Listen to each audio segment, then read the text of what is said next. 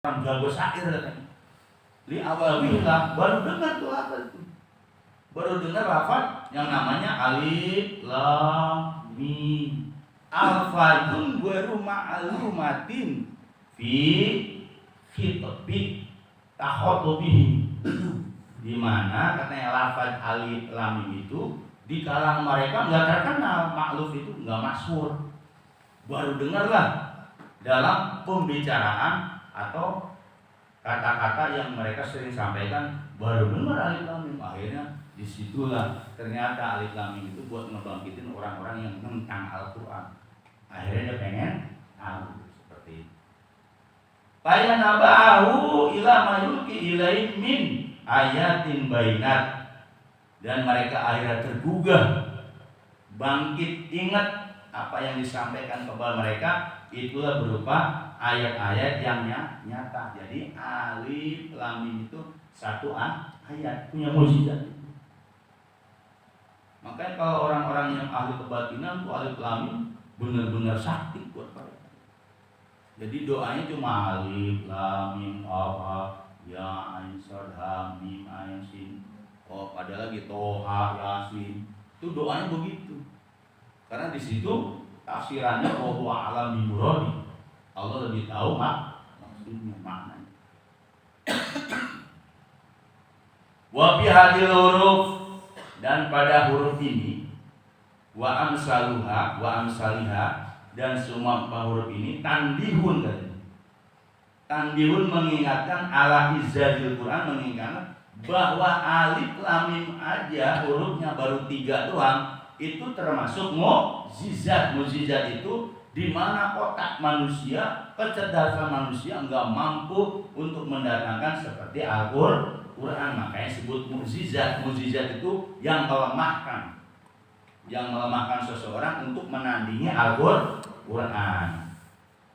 Fa inna hadzal kitab, maka sesungguhnya kitab ini manzumun tersusun min aini ma yanzimuna minhu kalamahu, bahwa Alkitab dari Alkitab itu kitab manzumun tersusun min aini ma yanzimuna dari benda sesuatu yang mereka rangkai disebut kalam.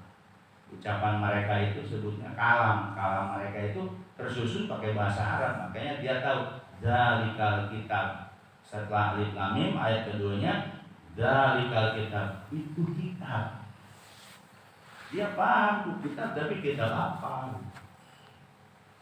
Inama zukir apa?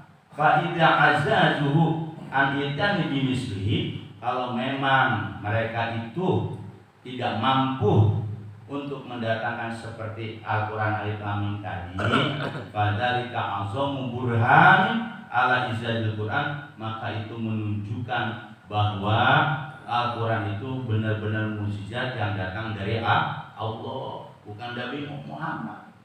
Ini Muhammad itu ummi, la yaqra wa la yaktub. Nabi Muhammad itu nggak bisa baca, nggak bisa nulis.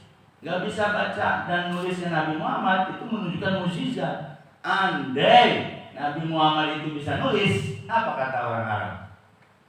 Itu tulisan Muhammad. Seperti itu. Jadi kata-kata Nabi Muhammad ummi itu la yastati ayyaqra'a wa la yastati ayyaktuba. Nabi Muhammad nggak bisa nulis, nggak bisa baca, tapi ummi itu ilmunya langsung dari Allah melalui Jibril. Itu ummi.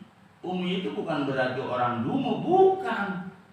Yang disebut an-nabil ummi ya. Muhammad an-nabil ummi. Maksudnya ummi itu bahwa Nabi Muhammad nggak perlu pakai tulisan, pakai bacaan lagi, bahwa ilmunya langsung datang dari Allah melalui Jibril. Seperti itu. Jangan mengatakan ummi orang yang bodoh, salah. Yaqulu Alama Ibnu Katsir rahimahullah, berkata Alama orang yang banyak ilmunya, Ibnu Katsir. Ibnu Katsir itu pengarang kitab Ibnu Katsir rahimahullah. Inama dzukirat hadil huruf, bahwasanya disebutkan huruf-huruf ini fi awal suar, pada awal-awal surat, bayanan menjelaskan, kata Ibnu Katsir, li izazil Quran, menjelaskan bahwa Quran itu adalah mukjizat. Jadi bapak-bapak kalau baca alif lam mim satu ayat aja sudah mukjizat. Kalau dalam ilmu fikih, ilmu syariat sudah dianggap pahala. Alifnya 10, lamnya 10, mimnya 10. Kalau bicara tentang syariat.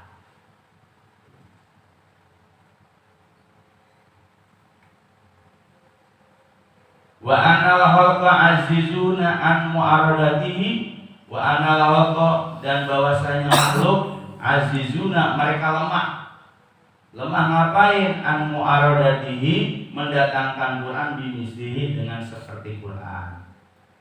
Bahwa jelas semua manusia nggak mampu membuat Al-Quran, makanya Al-Quran dibilang mukjizat, langsung datang dari Allah melalui Jibril. Ma'anahu murakabun min hadil huruf muqati'ah, beserta bahwasanya Al-Quran itu tersusun dari huruf-huruf yang terputus, alladzi yatakhadabuna biha, yang dimana mereka bisa bicara dengan itu. Wa qaulu jam'i minal muhaqqiqin, dan ada pendapat ulama yang muhaqqiqin. Ulama muhaqqiqin, ulama yang mentahqiq, meriset tentang Quran. Wa qad qararahu Jamakhsyari fi tafsiril Kasyaf, dan telah menetapkan Imam Jamakhsyari ahli tafsir. Ada tafsir namanya tafsir Jamakhsyari, tafsir Kasyaf. Wa nasarahu atama nasrin, bahwa Allah menolong Al-Quran tadi dengan tulisan alif lam mim, itu adalah pertolongan Allah yang sangat sempurna, sehingga orang Arab yang jago bahasa ketika itu nggak bisa menandingi.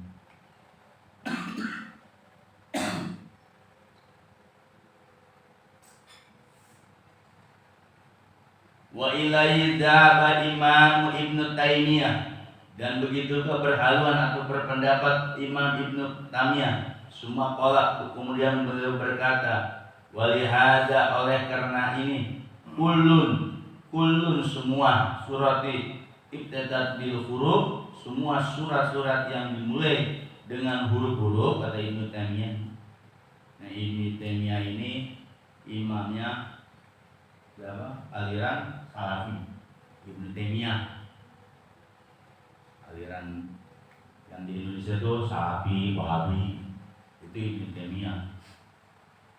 Pala kuda, kata huruf itu ayat rafiha, dan kata Ibnu Taimiyah di mana wajib, katanya di dalam huruf tersebut menyebutkan apa, intisarul Quran, semua itu tidak lain membela Al-Quran. Dengan satu ayat alif lam mim saja orang sudah terdiam, seperti itu. Wa bayanun izzazihi wa azamatihi, dan penjelasan tentang mukjizat dan kebesaran Al-Quran. Kata Ibnu Taimiyah, alif lam mim dzalikal kitabu, alif lam mim shad, ada kan itu?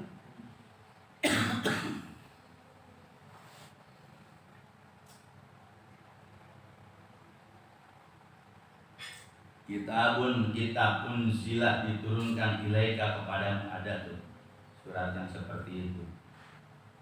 Alif lam mim tilka ayatul kitabil hakim, ada yang mirip-mirip suratnya, saya di sini nggak ada catatan suratnya.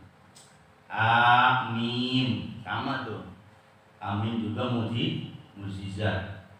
Wal kitabul mubin, kitab yang nyata. Inna anzalnahu fi lailati mubarakah, sesungguhnya kami telah turunkan Quran tadi pada malam mubarakah. Malam mubarakah itu bisa dimaknai bulan Rajab, nisfu, lagi nisfu ya, bisa diartiin Lailatul Qadar, yang mananya banyak. Inna kunna mundzirin, inna sesungguhnya kami benar-benar orang yang memberi peringatan. Wa ghairu dzalika, dan selain itu min ayatil dalati, daripada ayat-ayat dalati yang menunjukkan ala izahil Quran. Jadi semua itu ayat-ayat yang tadi dibacakan tadi menunjukkan bahwa Al-Quran itu mukjizat. Summa qala ta'ala, kemudian Allah Ta'ala berfirman, masuk ke tafsiran ayat kedua, dzalikal kitabu la raiba fihi, dan itu kitab tidak ada keraguan di dalamnya. Ai hadal Quran, maksud kitab itu kata Imam Ali As-Sobuni, hadal Quran al-munzalu alaika ya Muhammad, yaitu Quran yang diturunkan kepadamu wahai Muhammad. Wal kitabul ladzi la yudanihi kitabun, di mana kitab ini Quran yang tidak ada tandingannya dengan kitab-kitab yang lain. La raiba fihi, tidak ada keraguan di dalamnya. Ai la syakka, tidak ada keraguan fi anna min indillah, semua itu datangnya langsung dari Allah melalui Jibril. Bagi siapa? Enggak ada keraguan. Liman tafakara wa tadabbara, bagi orang yang menggunakan pikirannya, bagi orang yang merenungkannya. Au al-qasam wa huwa syahid, atau yang menggunakan pendengarannya dan dia sebagai saksi bahwa Quran ini enggak perlu diragukan lagi. Ini tafsir syariat ya. Hudan lil muttaqin, hudan petunjuk, lil muttaqin bagi orang-orang bertakwa. Hudan itu kalau lihat dari sini teksnya masdar, tapi di sini ayat hadin. Jadi hadin itu orang yang memberikan petunjuk. Jadi bukan petunjuknya, tapi ada hadin. Hadin itu fa'il, ismu fa'il ya. Hadin orang yang memberikan petunjuk. Jadi seakan-akan Quran itu punya akal. Nama dalam balaghah itu disebutnya majaz akli. Majaz akli. Hadin lil mu'minina, bagi orang-orang yang beriman, al muttaqin, yaitu beriman juga, beriman dan bertakwa juga.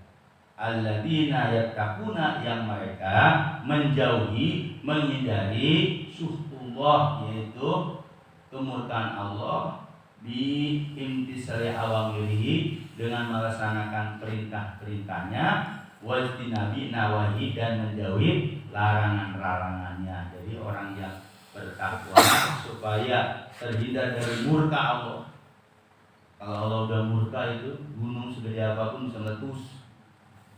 Kalau Allah udah murka, lihat tanah yang tadinya di tempat yang berduduk jalan sendiri. Makanya supaya kita menghindar dari murka Allah, apa katanya? Bimtisali awamiri, dengan melaksanakan perintah-perintahnya.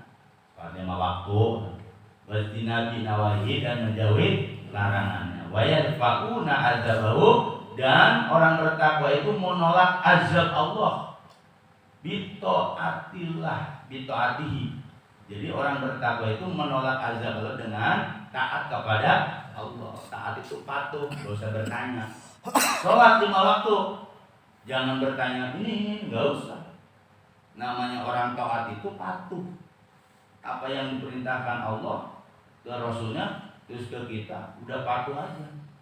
Jadi di sini dikasih tahu cara menolak azab Allah itu dengan taat kepada Allah. Dan kita nggak mungkin taat 24 jam, kan? Nggak mungkin. Maka dikasih sholatnya 5 waktu. Coba kalau 24 jam gimana itu? Itu aja 5 waktu kita udah males ya. Yang 5 waktu aja udah males. Jadi orang bertakwa itu menolak azab Allah dengan taat kepada Allah, menghindari murka Allah dengan melaksanakan perintah-perintah Allah dan menjauhi larangan-larangannya. Qala Ibnu Abbas, maka berkata Ibnu Abbas, al-muttaquna, orang-orang yang bertakwa, mereka alladzina yattaquna, yang mereka menghindari atau menjauhi syirik, wa ya'maluna, dan mereka melakukan atau melaksanakan bita'atillah, dengan taat kepada Allah, itu orang yang bertakwa. Kata siapa? Ibnu Abbas. Ibnu Abbas ini ponakannya Rasulullah. Beliau itu bisa ahli tafsir, ahli tawil gara-gara diludahi sama Rasulullah. Dikasih doa tuh, Allahumma faqihu fiddin wa alimhu ta'wil. Allahumma faqihu fiddin, doain sama Rasulullah. Ya Allah, faqihu fiddin, kasih anak ini paham agama yang sangat dalam dan diajarin ilmu takwil. Akhirnya doa Rasul terkabul.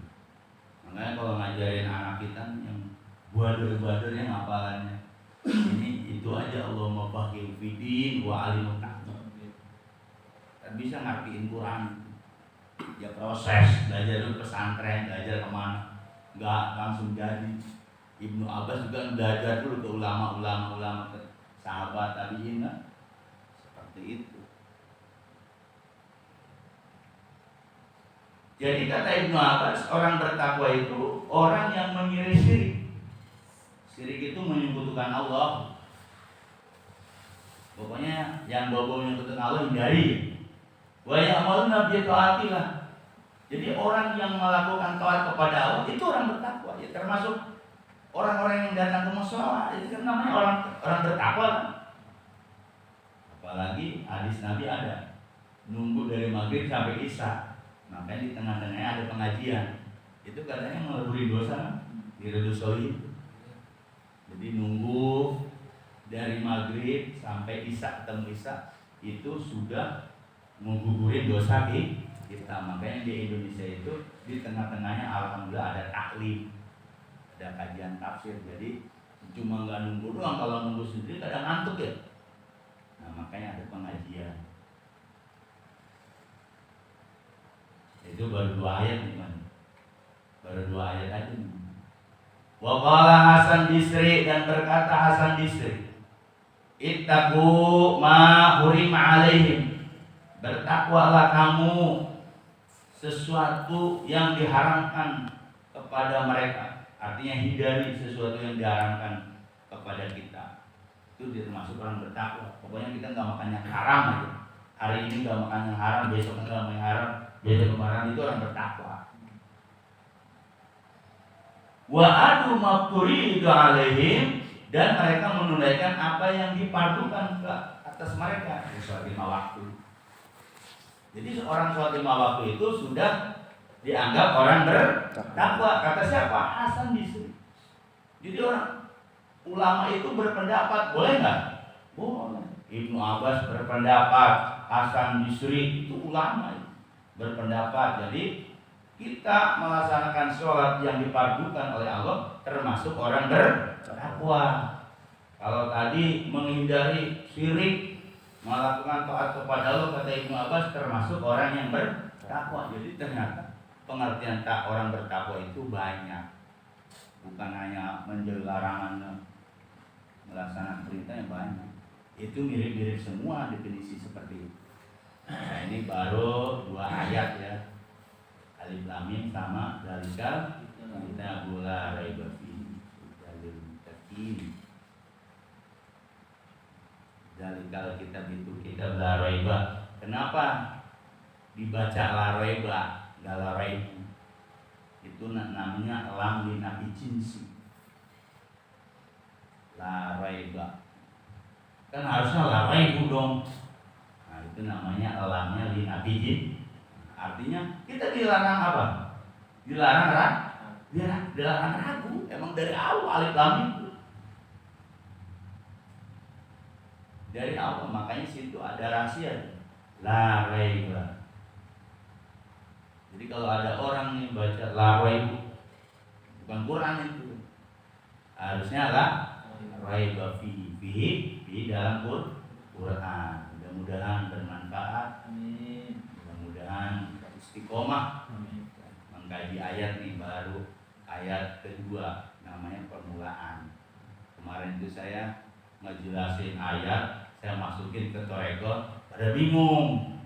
Nah saya turunin lagi dah, tensinya ke syariat nih. Kan namanya cerita ya. Ya, maksudnya apa yang ada di kitab ini saya baca aja, saya artiin. Artinya ya tetap itu kan hasil istihad. Jadi tafsir itu nggak ada yang mutlak. Jadi ingat, tafsir itu tidak ada yang mutlak. Nah ini kayak Muhammad Al-Asobun, dia orang Mesir nih, dosen kuliah syariah. Beliau menafsirkan bukan hasil beliau, nukil dari tafsir-tafsir yang gede, Ibnu Katsir, Imam Qurtubi. Jadi kalau namanya tafsir itu tidak ada yang mutlak. Sama ngaji fikih juga. Ngaji fikih sama, nggak ada yang mutlak. Paham Syafi'i, Maliki, Hambali ya. Itu namanya perbandingan mazhab. Nggak ada yang mutlak. Semua adalah hasil istihad ulama. Istihad ulama itu bisa benar, bisa salah. Kalau benar dapat 1, 2. Kalau anda dia salah istihadnya dapat 1. Jadi ingat, belajar tafsir itu enggak makna mutlak ya. Jadi dia nisbiun, artinya masih bisa ditafsirkan dengan tafsir lain. Al-Qur'annya tetap, teks Qur'annya tetap enggak? Tetap. Ya tadi alif dari kitab. Tapi tafsirannya boleh enggak? Banyak, boleh. Jadi orang Islam itu dikasih kebebasan. Tafsir enggak harus satu. Wah, sama Jalalain aja. Karena dia ngaji Jalalain, fanatik ke Jalalain. Ternyata tafsir itu banyak. Ini namanya tafsir modern. Sifatu tafsir. Dia tematik dia. Sebelum masuk ke ini ada ceritanya. Nanti ada balagongnya, ada yang balagong. Kalau Jalalain kan enggak tuh. Kalau Jalalain kan ngartiin aja. Enggak dijelasin balagongnya, enggak tematik. Nah, itu kalau Jalalain. Ada lagi tafsir Khazin. Oh itu tafsirnya lebih lengkap lagi. Satu ayat itu ditafsirin bisa 5 lembar. Jadi intinya ngaji tafsir itu tidak mutlak. Karena boleh tafsir yang lain, artinya menafsirkan dengan yang lain. Itu pun orang tafsir dia harus ngerti bahasa Arab. Bagaimana menafsir kalau dia nggak ngerti bahasa Arab ya? Seperti la raiba. Itu kalau yang ngerti bahasa Arab, nah tahu dia. Oh la raiba. Karena itu ada lam di nafi jinsi. Lam di nafi jinsi itu pokoknya dilarang orang itu untuk ragu. La ilaha, ya kan? La ilaha illallah, ya kan? Kenapa la ilahu? Enggak la ilahu. Karena lamnya li nafi jinsi. Kalau yang tauhid tadi tidak ada Tuhan, dari Tuhan yang lain enggak ada. Illallah diisbat kecuali Allah. Ini sama la raiba. Pokoknya dilarang ragu. Sebelum ada ragu, dilarang ragu. Karena bagi orang yang beriman kan tadi petunjuknya bagi siapa? Beriman bertakwa. Kalau mereka yang kagak beriman, ya boleh aja ragu, boleh nggak? Boleh, karena tadi orang yang penentang, makanya dikasihlah alif lam mim. Mungkin ada yang bertanya? Dalam surat Al-Baqarah itu alif lam. Alif lam itu ada yang menafsirkan ada al-insan kamil, ada juga mengatakan alifnya Allah, lamnya malaikat, dan mimnya adalah Muhammad. Kemudian juga alif lam itu ada juga mengatakan kesempurnaan yang amat sempurna, karena pada waktu itu orang-orang itu senang akan syair, jago syair tak terkalahkan, kan? Jadi kesempurnaan yang amat sempurna. Nah, pertanyaan saya, arti yang sebenarnya itu apa itu? Ada yang tahu. Ada yang tahu berarti masih. Iya, Allah berarti hanya Allah yang tahu. Iya. Itu seperti itu. Tadi yang insan kamil yang seperti ya, itu. Itu saya mendengar pernah beberapa kali. Itu kan penafsiran. Ya. Karena ini ayat ini langsung dari Allah ke Jibril. Ya. Ya kan? Ya. Ke Nabi Muhammad. Ya. Nah, sahabat tabiin menafsirkan, kan boleh.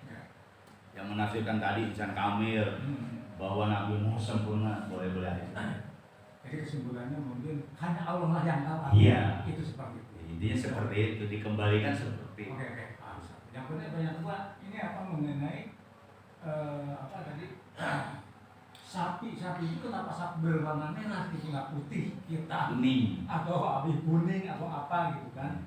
Sapi tersebut juga dengan kembali Islam itu sapinya sapi apa betina bukan sapi jantan. Kenapa juga warnanya merah? Tidak ada warna lain. Mohon itu penjelasan besar. Iya, kenapa sapi kuning? Karena nanti yang anak soleh tadi diganti sama emas. Timbang. Jadi harganya nggak cocok-cocok, akhirnya ditimbang pakai emas ditukar. Seperti itu, Pak. Itu ada di Tafsir Sawi. Oke. Ya, cukup ya. Oke, paham. Fatihah.